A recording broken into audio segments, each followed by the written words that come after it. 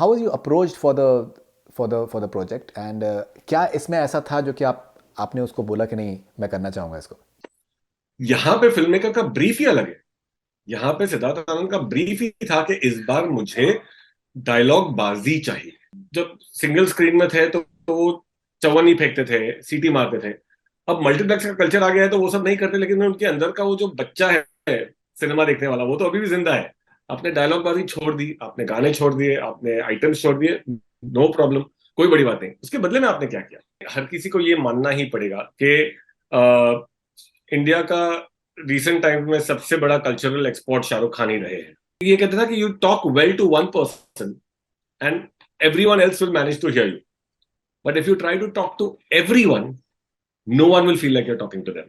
तो ये हुआ पठान के साथ। लेकिन ये जो बहुत सारी आपकी यंग फिल्मों में हो गया है कि दो लफ्ज हिंदी के आते हैं, दो लफ्ज अंग्रेजी के आते हैं, तीन लफ्ज हिंदी के आते हैं और फिर सेंटेंस खत्म करने को एक और अंग्रेजी का लफ्ज लग जाता है। वो फिर एक्चुअली वो बहुत डिस्ट्रैक्टिंग भाषा लगती है मुझे।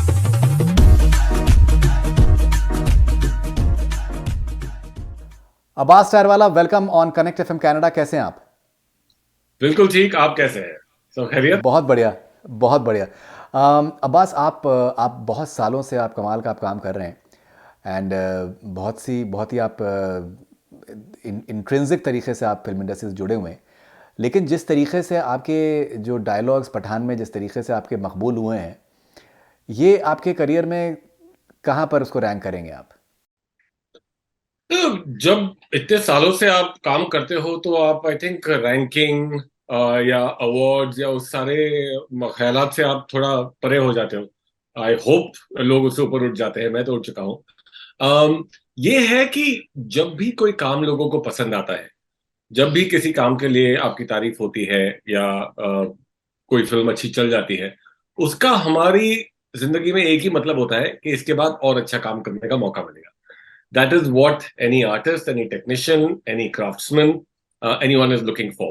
So to me, it is just one more shot in the arm. एक और आपको थोड़ा एक जैसे किसी ने पीठ थपथपाई और कहते हो कि तो अच्छा काम करते हो, चलो और करो, बढ़िया करो। और तुम्हें थोड़ा ज्यादा चॉइस मिलता है किस तरह के प्रोजेक्ट्स तुम्हें ऑफर किए जाते हैं, किस तरह के लोग तुम्हारे साथ जुड़ना चाहते हैं। ऑलराइट, सो अब्बास, जब मैंने आपका क्रेडिट्स मैंने नाम देखा जब टीज़र के बाद में कि that Abbas Tyrewala has written the dialogues, मैं बहुत प्लेजेंटली मैं सरप्राइज हुआ। बिकॉज मसला क्या है कि आप असेंबली लाइन प्रोडक्शन आपका नहीं है, दैट दैट साल में इतने इतने प्रोजेक्ट्स करना है और बहुत ही रेगुलरिटी से नज़र आना है और दिखना है। That is something that you don't do. You do projects selectively, and which was the first thing that I thought that maybe there must be something really interesting. That is why he has chosen it. How was you approached for the project, and क्या इसमें ऐसा था जो कि आपने उसको बोला कि नहीं मैं करना चाहूंगा इसको? आई थिंक कुछ चीजें थी जो काफी पहले से शुरू हुई थी। सलाम नमस्ते पे जो मेरा और सिद्धार्थ का एसोसिएशन रहा था, और जो यशराज के साथ जो एक एसोसिएशन रहा, तब एक बहुत ही इंटरेस्टिंग चीज देखी मैंने, जो बहुत कम बार जिंदगी में दोबारा देखने मिला या उससे पहले देखने मिला। वो ये कि एक प्रोड्यूसर की कितनी कंसिस्टेंसी हो सकती है कि जब उनको कुछ पसंद आ गया तो हफ्तों बाद भी उनको वही चीज पसंद आएगी, उनको याद है उनको क्या पसंद आया। जिस चीज में उनको तब्दीली चाहिए, जिस चीज में उनको थोड़ी दिक्कत है, वो अगर किसी वजह से आप हफ्तों बाद या महीनों बाद भी अगर मुलाकात होती है तो उनको याद आता है उनको क्या दिक्कत थी और उनका क्या सजेशन था। ऐसे प्रोड्यूसर के साथ जब आप काम करते हो ना, तो आपकी मेहनत आधी हो जाती है। कंसिस्टेंसी का मजा ही कुछ और है, राइट? तो सलाम नमस्ते के ऊपर जो मेरा एक्सपीरियंस रहा था आदि के साथ काम करने का, वो एक तो मेरे लिए बहुत ट्रेजर था। फिर सिद्धार्थ आनंद ने मेरे साथ सलाम नमस्ते के बाद बैंग बैंग किया, जहां आई थिंक शायद आदि जैसे प्रोड्यूसर की थोड़ी कमी महसूस हुई हमें, जो चीजों को थोड़ा समेट सके। बैंग बैंग थोड़ी चली और सब बहुत डायरेक्शन बढ़िया था, सब लगते बहुत बढ़िया है, लेकिन कहीं पे मुझे लगता है कि वो फिल्म को एक एक प्रोड्यूसर जो आपको थोड़ा समेट सके, उसकी कमी महसूस हुई। वॉर के ऊपर दोबारा हमारा वो एसोसिएशन हुआ, मेरा, सिद्धार्थ और आदि का। तो उनके साथ काम इतना बढ़िया होता है कि by the time Pathaan happened and when Siddharth offered it to me, कोई बेसिस ही नहीं था उसे ये सोचने का भी कि ना करे या इसे जज करे। It was a project with Shahrukh, जिनके साथ अशोका और मैहुना के बाद से मैंने काम नहीं किया हुआ है। सिद्धार्थ के साथ वॉर के बाद अगली फिल्म, आदि के साथ film, there was unless the script would have been really bad, there was no question of not doing it. And luckily, the first time I read the script, I was very sure, और मुझे थोड़ा डर भी था, ऐसा war इतनी बड़ी hit हुई है, अब शाहरुख के साथ प्रेशर और भी बढ़ जाएगा कि now you can't make a smaller hit, you know, हर बार you need to go bigger and bigger, right? So और वो प्रेशर जब आप पे होता है, मैं उस प्रेशर से गुजर चुका हूँ जाने के बाद, तो कभी कभी उस प्रेशर में आपसे थोड़ा अनकंट्रोल्ड काम भी हो जाता है, आप पूरी तरह से अपने काम कंट्रोल में नहीं रहते, आप टेंशन या प्रेशर लेके चलते हो हिट बनाने का या अपने आप को प्रूव करने का। तो मुझे थोड़ा डर था कि वॉर इतनी बड़ी हिट हुई है, अब शाहरुख के साथ फिल्म बना रहे हैं, तो क्या ये स्क्रिप्ट में सिद्धार्थ आनंद ने और श्रीधर ने कहीं पे थोड़ा बहक तो नहीं गए होगे, थोड़ा थोड़ा फैल तो नहीं गया होगा। लेकिन जब मैंने पढ़ा, ऐसा somehow they managed to make a film that is going to be an even bigger hit than War. I was so sure of it. It had all the ingredients, it had all the structure, it had great characterization, it had great stories. So there was you know, ऐसे projects के लिए तो मतलब अब फिर आप writing ही छोड़ दो अगर आपको किसी तरह से दिक्कत हो तो। ओके ना, जिस तरीके के डायलॉग्स, जिस तरीके के जो पॉपुलर होते जा रहे हैं, मेहमान नवाजी का अगर अगर देखा जाए तो, या फिर कुर्सी की पेटी बांध दो मौसम बिगड़ने वाला है, तो ये क्या होता है कि बहुत दिनों के बाद में मेरे ख्याल से हुआ है कि किसी हिंदी फिल्म के जो डायलॉग्स हैं वो इतने ज़्यादा पॉपुलर हुए हैं। जैसे पुष्पा का फॉर एग्जांपल फ्लावर वाला हो, but that was like a south film that was dubbed in Hindi. But लेकिन ओरिजिनल हिंदी फिल्म का मेरे ख्याल से बहुत सालों के बाद में डायलॉग्स इतने ज़्यादा पॉपुलर हुए हैं। जैसे बहुत बहुत गाने पॉपुलर हो जाते हैं, लेकिन यहाँ पर डायलॉग्स बहुत पॉपुलर हो गए।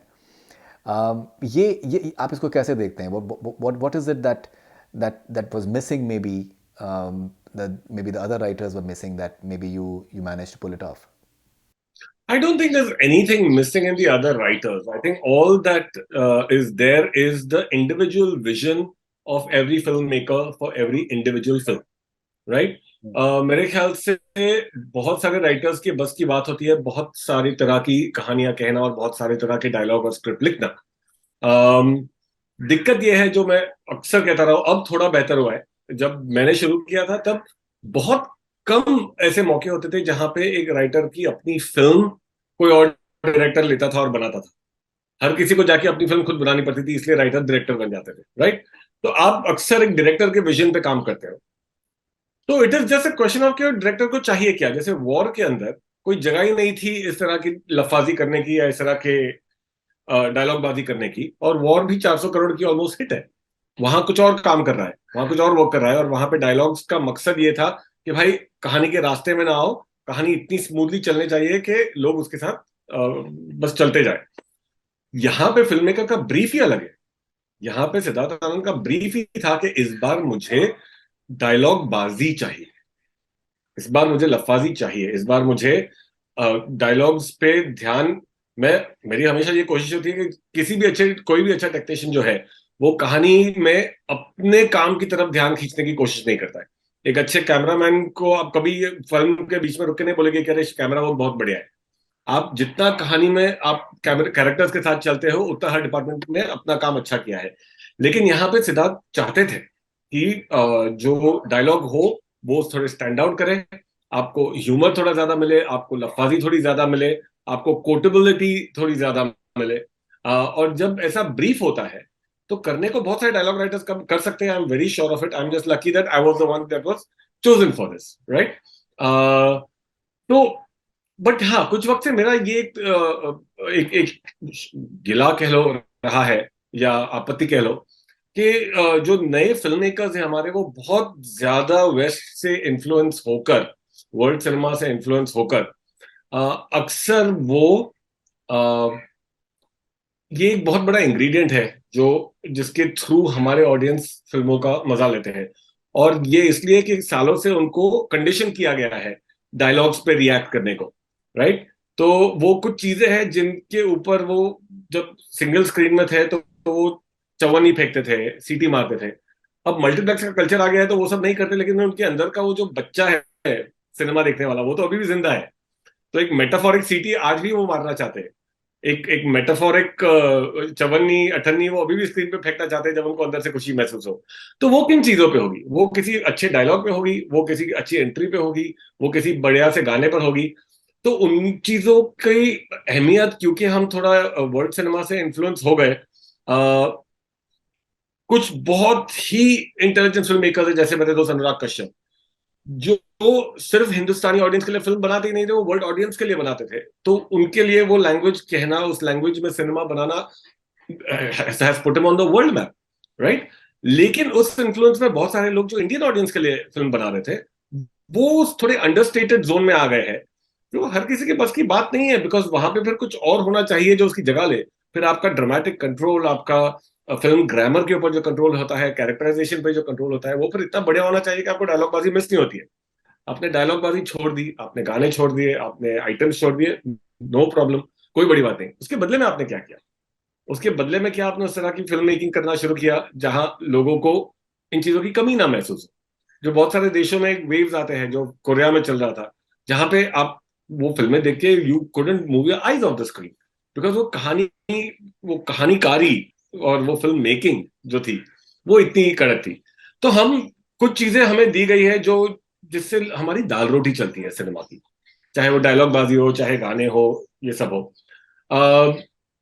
इन्हें छोड़ने से पहले थोड़ा सोचना जरूरी है कि क्या वाकई ये अगर एक ब्रॉडर इंडियन ऑडियंस के लिए हम कहना चाहते हैं, तो और अगर हम उनसे अगर ये हम ले लेते हैं, ये उनको अगर हम इससे दूर रखते हैं, तो बदले में क्या दे रहे हैं?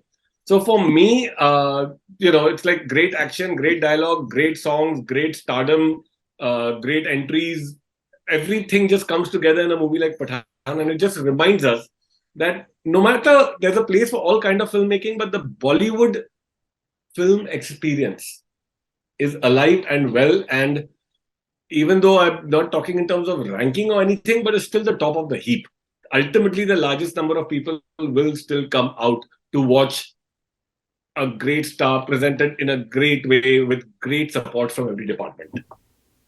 No, absolutely. And you know what has happened is that it's not merely the Indian audience. It is so many nationalities.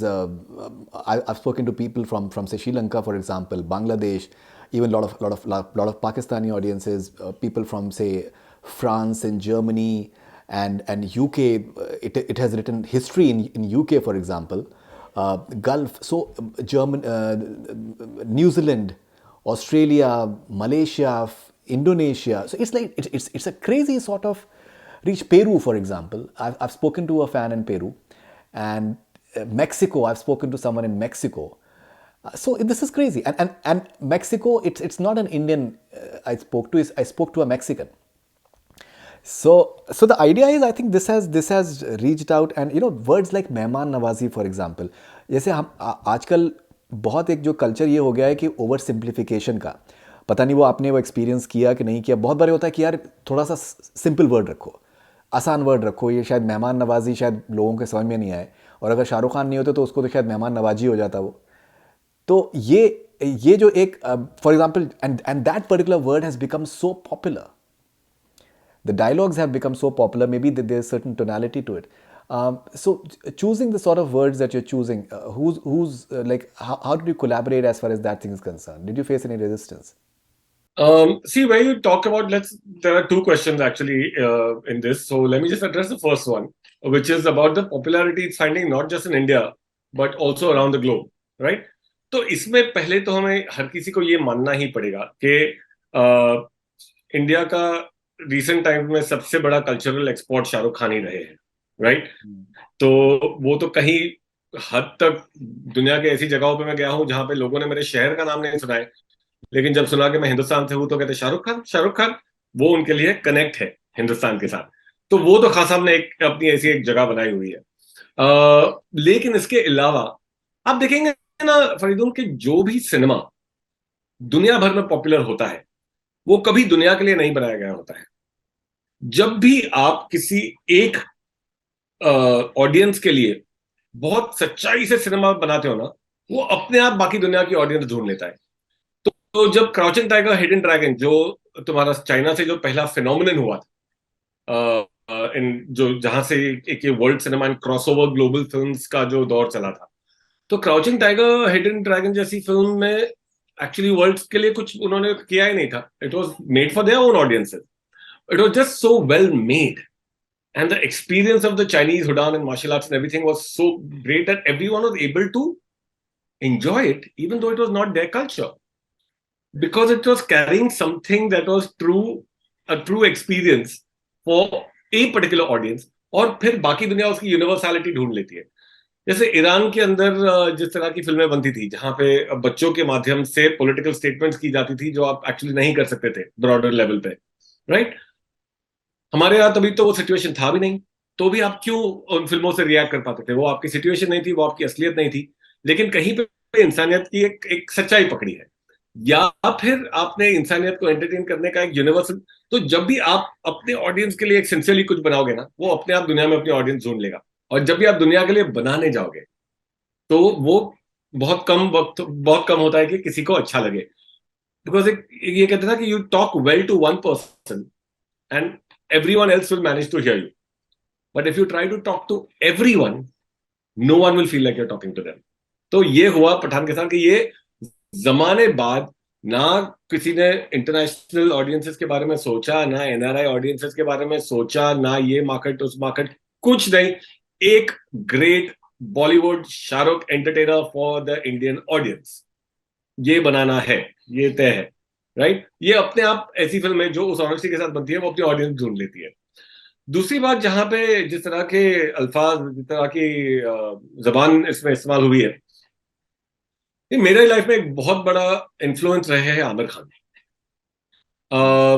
सच बात यह है कि आज फिल्मों में सबसे बड़ी दिक्कत मुझे होती है जब हर कोई आधा आधी जबान में बात करता है, राइट? जैसे हम लोग जिंदगी में बात करते हैं, तो अक्सर जब आप और मैं बात करेंगे तो हम ऐसे टॉक करेंगे, या हम इस सेंटेंस यूज करेंगे, हम we won't use the right word, so we have a mishmash of languages.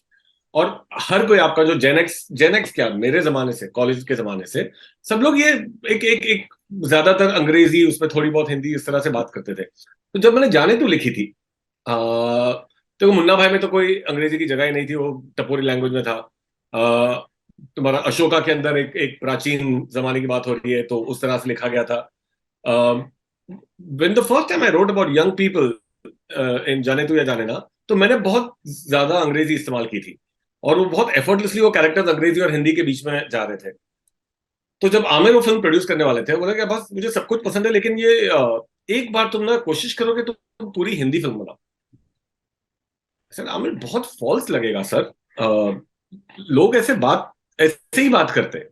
मैं जानता हूं, मैं वहां से गुजरा हूं, अभी कॉलेज को इतना वक्त नहीं हुआ, ये मेरे कॉलेज के दोस्तों के बारे में कहानी है, और मुझे पता है हम लोग कैसे बात करते हैं. बिकॉज मैं सब कुछ मानता हूं, लेकिन जब हिंदी फिल्म बना रहे हो ना, तो हिंदुस्तानी में लिखने की कोशिश करो, उसका एक्सपीरियंस अलग होता है. तुम बहुत ज्यादा ऑडियंस को अननेसेसरली लूज कर दोगे, और अगर हिंदी में लिखोगे तो जिस ऑडियंस को खोने का डर तुम्हें है, तुम उन्हें नहीं खोगे. माई फियर वॉज वॉट कि मैं उसको ज्यादा हिंदी करने जाऊंगा तो जो एक्चुअल कॉलेज गोइंग ऑडियंस है वो कह देगी कि ये हमारी लाइफ है नहीं.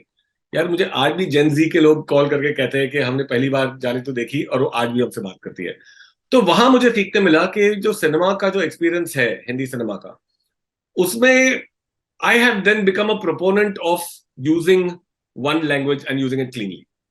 और अंग्रेजी से मुझे कोई दिक्कत नहीं है, आप पूरी अंग्रेजी फिल्म लिखवा लो ना मुझसे, मुझे तो बड़ा बड़ा शौक है, मैं तो किताब लिखना चाहता हूँ अंग्रेजी में, तो ऐसा नहीं कि वो.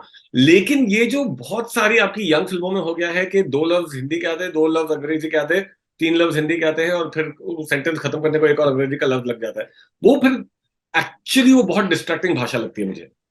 तो जहां तक मौका मिलता है, मैं वो जो आमिर से सीखा था वो करने की कोशिश करता हूँ. और यहाँ तो कैरेक्टर का नाम ही पठान है, यहाँ पे सारे थोड़े लार्जर देन लाइफ कैरेक्टर्स है, तो तुम्हारा जो डायलॉग बाजी होगी, वो जैसे अगर आप ओम शांति ओम लेते हो, वो फिल्मी वर्ल्ड में शाहरुख एक larger than life character play कर रहे हैं, तो वहां पे बहुत ज्यादा अंग्रेजी आ सकती है. यहाँ पे आर्मी ऑफिसर है, एक्स रॉ एजेंट है, अफगानिस्तान में उनकी जिंदगी बची थी, वहां से उनको ये नाम मिला है, उनको खिताब मिला है, और बड़े सीनियर लोगों के साथ बहुत ही रिस्पेक्टफुली वो इंटरेक्ट कर रहे हैं, चाहे लूथरा हो, चाहे डिम्पल कपाड़िया का कैरेक्टर हो। तो these were all larger than life और बहुत ग्रेविटास वाले कैरेक्टर थे। तो उनके लिए वो जबान लिखना मुझे सही लगा। लकीली सिद्धार्थ आनंद को वो अच्छा लगा, बिकॉज इट्स नॉट कि उन्होंने कहा कि थोड़ा हिंदुस्तानी में लिखो, उर्दू फाई होगा थोड़ा तो चलेगा। बट जब उन्होंने वो सुना तो उन्होंने ये एग्जैक्टली जो आपने कहा, इस ट्रैप में नहीं गए कि यार थोड़ा सिंप्लीफाई कर दो, लोगों को समझ में ऐसा कह दो। He enjoyed the way it was sounding, he understood the role that was going to play, and he enjoyed that for what it is.